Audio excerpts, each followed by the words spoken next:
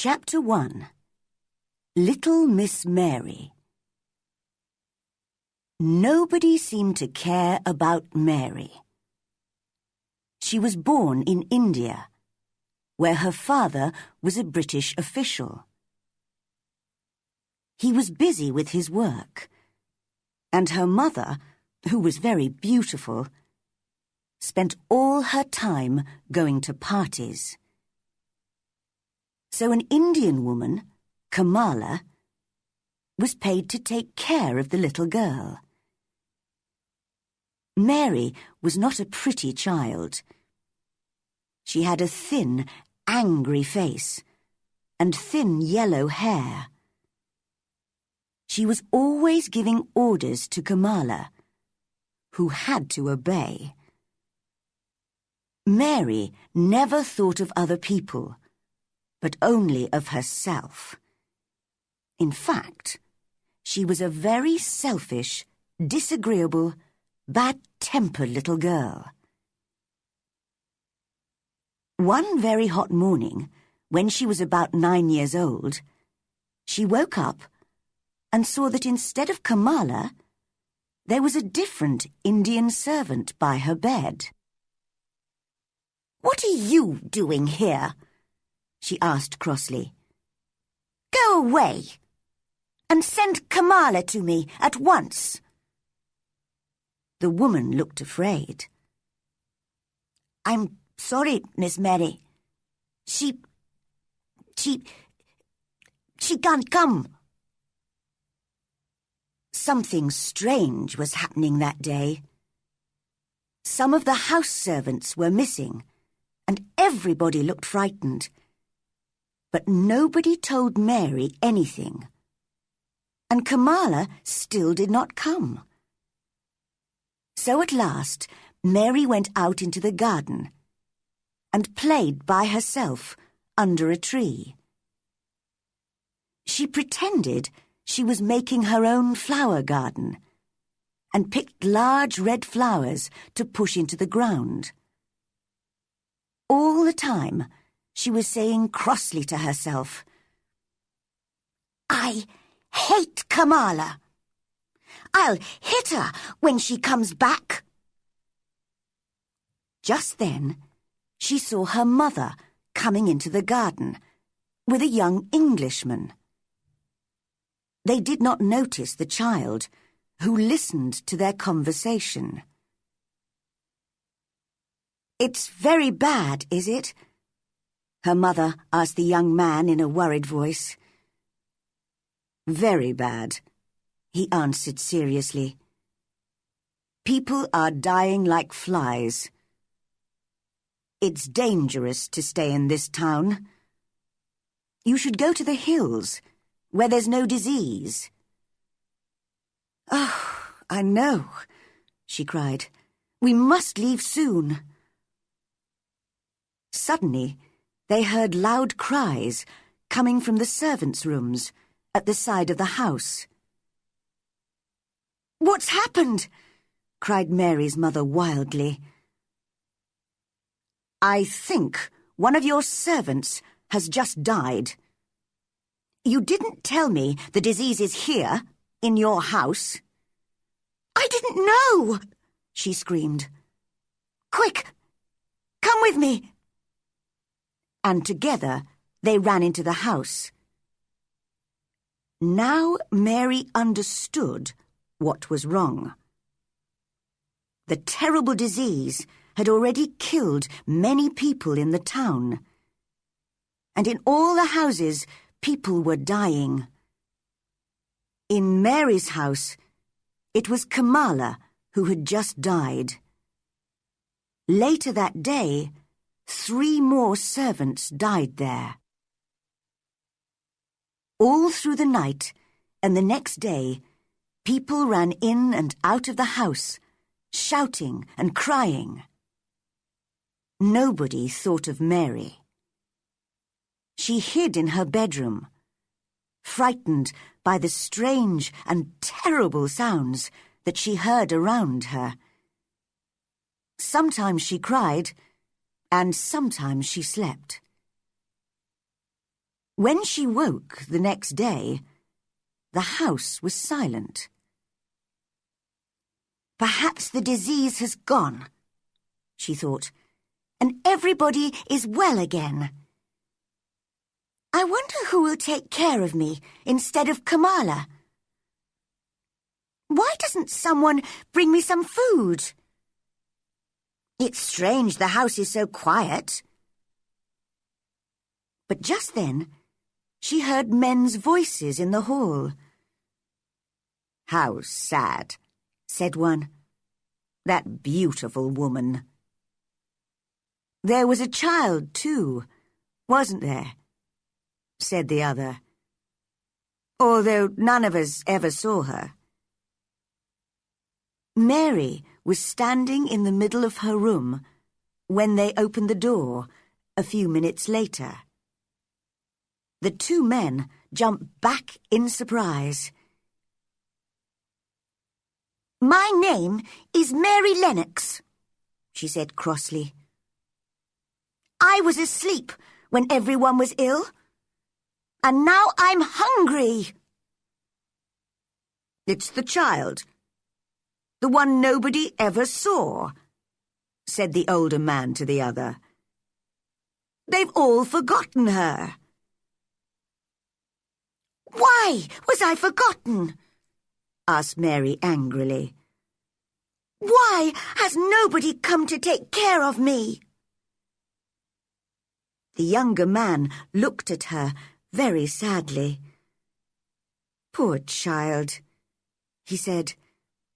"You see, there's nobody left alive in the house, so nobody can come." In this strange and sudden way, Mary learnt that both her mother and her father had died. The few servants who had not died had run away in the night. No one had remembered little Miss Mary. She was all alone. Because she had never known her parents well, she did not miss them at all. She only thought of herself, as she had always done. "Where will I live?" she wondered. "I hope I'll stay with people who let me do what I want." At first, she was taken to an English family who had known her parents. She hated their untidy house and noisy children, and preferred playing by herself in the garden.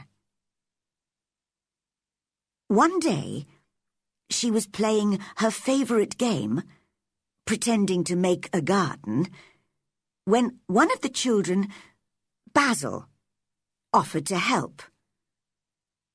"Go away!" cried Mary. "I don't want your help." For a moment, Basil looked angry, and then he began to laugh. He danced round and round Mary and sang a funny little song about Miss Mary and her stupid flowers. This made Mary very cross indeed.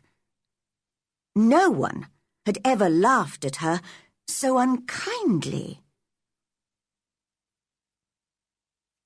"You're going home soon," said Basil, "and we're all very pleased you're leaving." "I'm pleased too," replied Mary. "But where's home?" "You're stupid if you don't know that," laughed Basil. "England, of course. You're going to live with your uncle, Mr. Archibald Craven." "I've never heard of him," said Mary coldly. "But I know about him Because I heard Father and Mother talking, said Basil. He lives in a big, lonely old house and has no friends because he's so bad-tempered. He's got a crooked back and he's horrid. I don't believe you, cried Mary. But the next day, Basil's parents explained that she was going to live with her uncle in Yorkshire, in the north of England. Mary looked bored and cross and said nothing. After the long sea journey, she was met in London by Mr. Craven's housekeeper, Mrs. Medlock. Together, they travelled north by train. Mrs. Medlock was a large woman with a very red face and bright black eyes. Mary did not like her, but that was not surprising, because she did not usually like people. Mrs. Medlock did not like Mary either. What a disagreeable child, thought the housekeeper. But perhaps I should talk to her. I can tell you a bit about your uncle, if you like, she said aloud. He lives in a big old house, a long way from anywhere. There are nearly 100 rooms, but most of them are shut and locked. There's a big park round the house, and all kinds of gardens. Well, what do you think of that? Nothing, replied Mary. It doesn't matter to me. Mrs. Medlock laughed. You're a hard little girl. Well, if you don't care, Mr. Craven doesn't either. He never spends time on anyone. He's got a crooked back, you see, and although he's always been rich, he was never really happy until he married. Married? Repeated Mary in surprise. Yes. He married a sweet, pretty girl, and he loved her deeply. So, when she died... Oh, did she die? Asked Mary, interested. Yes, she did. And now he doesn't care about anybody. If he's at home, he stays in his room and sees nobody. He won't want to see you, so you must stay out of his way and do what you're told. Mary stared out of the train window at the grey sky and the rain. She was not looking forward to life at her uncle's house. The train journey lasted all day, and it was dark when they arrived at the station. Then there was a long drive to get to the house.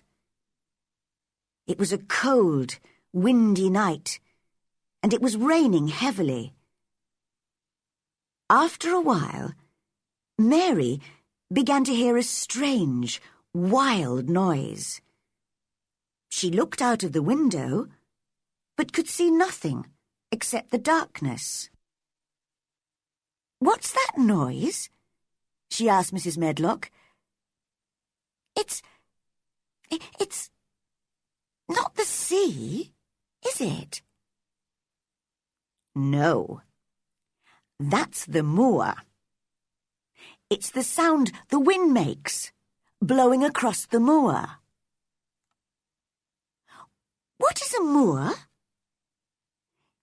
It's just miles and miles of wild land, with no trees or houses. Your uncle's house is right on the edge of the moor. Mary listened to the strange, frightening sound. I don't like it, she thought. I don't like it.